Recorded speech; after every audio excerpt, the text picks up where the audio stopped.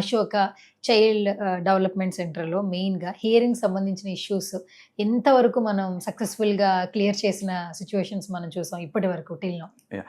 మా వచ్చిన క్లయింట్స్‌లో మనము ఒకటి మనకి ఆడిటరీ న్యూరోపతి కేసెస్ దగ్గర నుండి గానివ్వండి, చిన్న పిల్లల కేసెస్ దగ్గర నుండి ఎవరైతేనో మాకు రీసెంట్‌గా ఒక పేషెంట్ వచ్చారు. He is like 107 years old he is. 107 years. Yes. He wow! Is. So, ఆయన చాలా యాక్టివ్‌గా పార్టిసిపేట్ చేస్తారు. ఆయన చాలా యాక్టివ్‌గా ఉంటారు. చాలా ఆయన పనులు ఆయన చేసుకుంటారు. So, he had hearing loss. So, వాళ్ళకి కూడా మనం బైలాటరల్ హియరింగ్ అంటే 2 వైపులా మనం హియరింగ్ ఎయిడ్ అనేది పెట్టడం అనేది జరిగింది.